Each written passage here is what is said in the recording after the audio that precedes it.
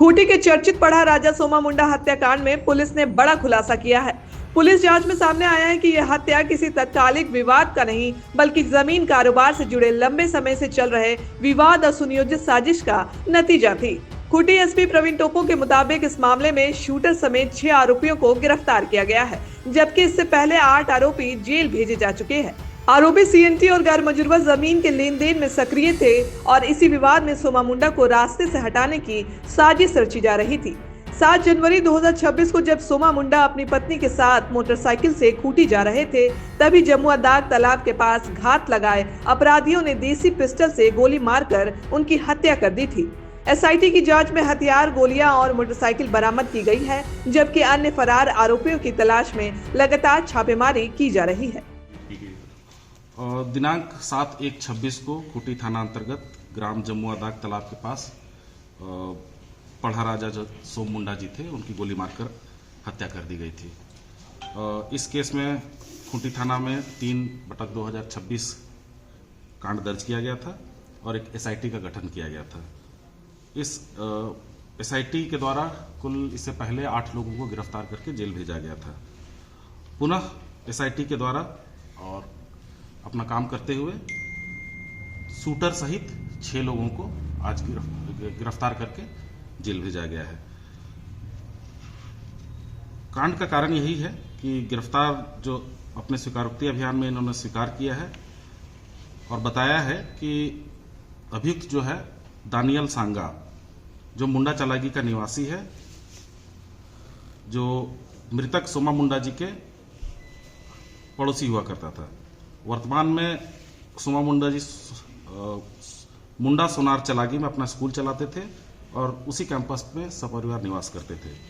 जबकि दानियल सांगा हुटार चौक के समीप अपना घर बनाकर सपरिवार निवास करते थे। अभियुक्त दानियल सांगा का 10-12 वर्ष पूर्व से मुंडा चलागी में स्थित पुराना स्कूल का कुल 14 डिसमिल जमीन का विवाद सोमा मुंडा के साथ चल रहा था, जिसे दानियल सांगा के द्वारा उक्त जमीन के खतियानधारी सोनार चलागी के गोप लोगों से रजिस्ट्री करा लिए, परंतु उसके बाद भी सोमा मुंडा के द्वारा उस जमीन पर कोई निर्माण कार्य नहीं होने दिया जा रहा था और बार बार बेदखल करने का दबाव बनाया जा रहा था, जिसको लेकर दानियल सांगा और उसके परिवार के लोग सोमा मुंडा के विरुद्ध आक्रोशित थे। हाल के वर्षों में दानियल सांगा है हुटार के आसपास के क्षेत्रों में कई चर्चित जमीन कारोबारियों के साथ मिलकर जमीन का खरीद बिक्री का काम करते रहे थे। उक्त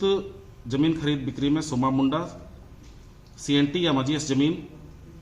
को लेकर अपनी आवाज उठाते थे, जिसको लेकर के दानियल सांगा और उनके साथ कई जमीन कारोबारी जो है वो परेशान थे।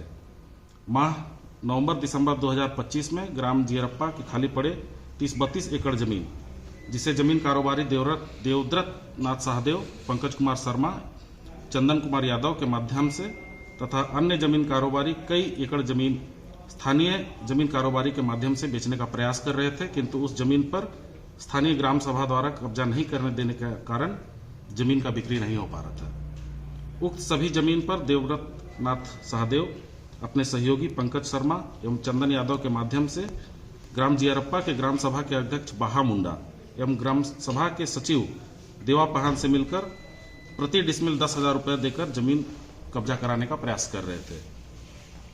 इसी दौरान मौजा जियरप्पा के एक जमीन पर जेसीबी मशीन एवं ट्रैक्टर के माध्यम से ग्राम सभा के कुछ सदस्यों द्वारा समतलीकरण का कर जमीन का गाड़ा हुआ शिलापट को उखाड़ दिया गया था, जो पथलगड़ी करके सोमा मुंडा जी के द्वारा और पढ़ा समिति के द्वारा लगाया गया था। जिसके बाद सोमा मुंडा पढ़ा समाज का दिसंबर की बैठक में निर्णय लिया गया कि फिर से ये लोग 3 जनवरी 2026 को शिलापट गाड़ देंगे।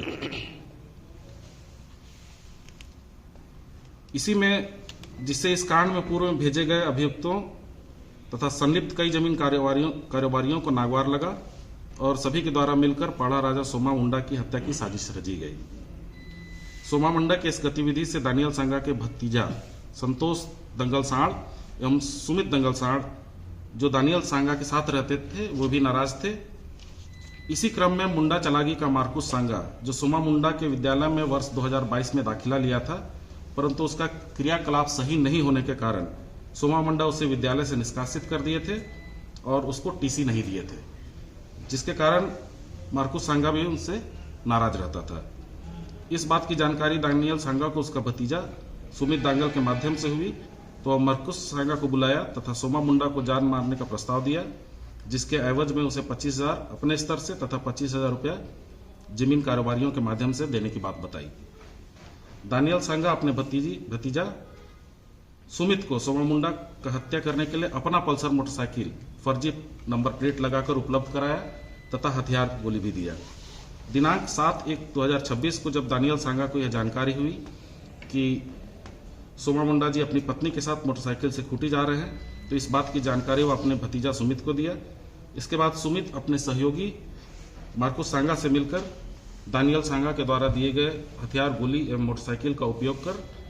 खूंटी में रेकी व पीछा कर सोमा मुंडा को घर वापसी के दौरान जमुआ दाग तालाब के पास गोली मारकर हत्या कर दिया। सोमा मुंडा का रेकी के लिए सुमित द्वारा अपने दोस्त रोशन मिचियारी को भी पिपराटोली के पास से लगाया गया था, जो अपने एनएस पल्सर मोटरसाइकिल से रेकी कर रहा था।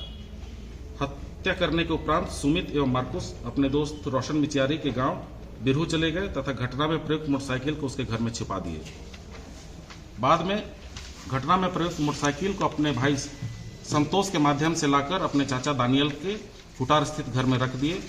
तथा हथियार गोली को अपना भाई संतोष एवं चाचा के माध्यम से कपरिया स्थित खलखो फार्म हाउस के संचालक संदीप खलखो के पास छुपा दिए। घटना में प्रयुक्त मोटरसाइकिल व पिस्टल को छुपाने में प्रयुक्त टाटा टियागो कार को अभियुक्त दानियल सांगा के घर से, प्रयुक्त पिस्टल एवं गोली को खलखो फार्म हाउस से तथा रेकी करने में प्रयुक्त मोटरसाइकिल को ग्राम बिरहू स्थित अभियुक्त रोशन मिचियारी के घर से, और घटना के समय अभियुक्तों द्वारा पहना हुआ हेलमेट, कपड़ा, जूता, चप्पल को गिरफ्तार अभियुक्तों की निशानदेही पर बरामद कर विधिवत जब्ती किया गया है।